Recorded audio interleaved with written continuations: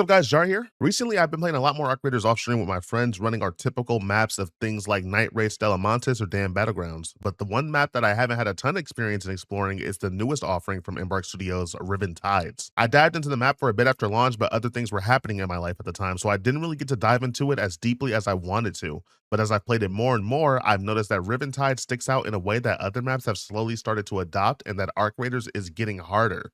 And that's a good thing. Arc Raiders has achieved a rare balance where the difficulty isn't a point of frustration, but rather a defining point of the appeal of the game. And today I wanted to talk about that balance and why it's so important that Embark figured it out. Extraction shooters are an interesting genre for multiple reasons, but specifically in the case of this video, I mean specifically in that it's not a solved genre.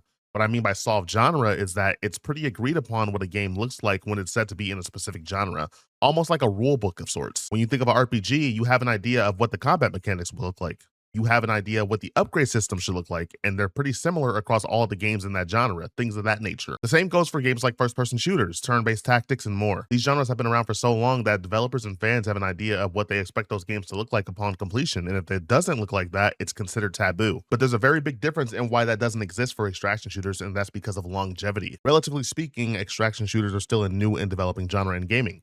If you ask anyone, the first true extraction shooter to release is probably Escape from Tarkov, which released on December 28th, 2016 in a alpha state. While extraction shooter-esque experiences existed prior to this, like the Division 1's Dark Zone, for example, Tarkov was the first game to really focus on the brutal concept of limited gear and losing it all if you die. Tarkov is militaristic, it's brutal, it's unforgiving, and it's overly complicated to match the theming that it's trying to go for.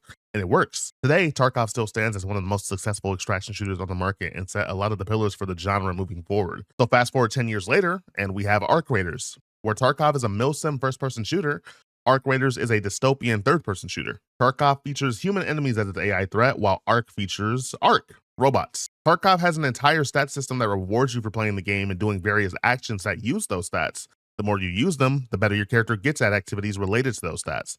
And Arc just has a manual upgrade tree system. The two games exist in the same genre but are very different from one another as a result of the game design differences. If you ask someone which game they consider to be harder, 10 times out of 10, you'd probably hear Tarkov as the answer, but I don't think that's 100% true. Yes, Tarkov is a harder game in most aspects, mostly all of them.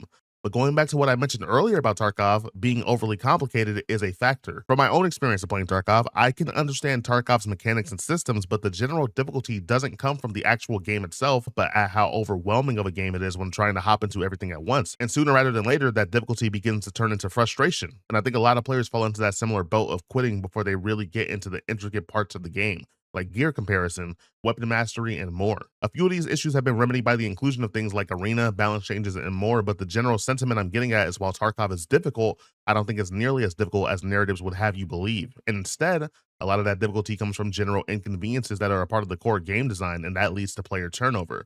But when you play Arc Raiders, you don't experience that because of how the game has been balanced down to the design level. Arc Raiders, in my opinion, has had an issue for a while now that I don't think other extraction shooters have had in its difficulty.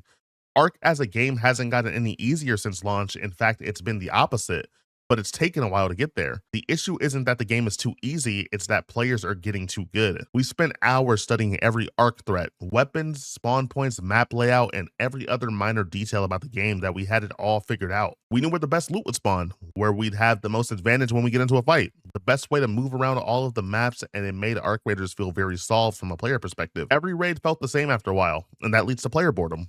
Until Riven Tides released. Riven Tides, as mentioned before, is the newest map to hit Arc Raiders, an abandoned harbor resort that has been absolutely overrun by Arc, and overrun is an understatement. When you load into Riven Tides for the first time and take a look around, you notice the absolute swarm of both flying and ground Arc around the map.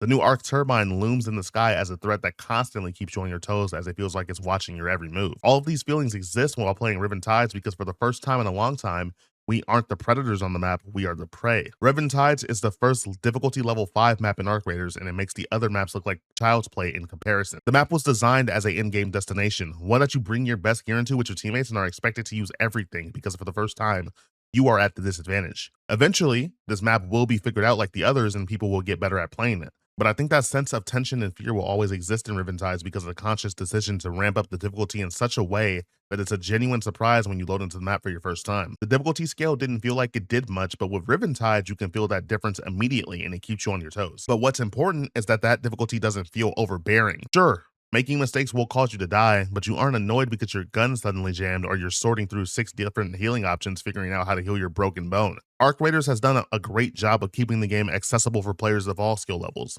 and I think that's still evident in Riventides. The map is harder than any other map in the game. The new Arc are absolutely brutal and will nearly kill you in one shot, and yet the game still feels pretty fair. You never feel like you're being cheated out of your life or 100k loadout, and I think that's important and is a driving factor in what's keeping Arc Raiders as a mainstay in the extraction shooter genre. I highly encourage you to check out the Riventides update if you haven't, as well as the other changes and additions made to Arc Raiders since its launch last year.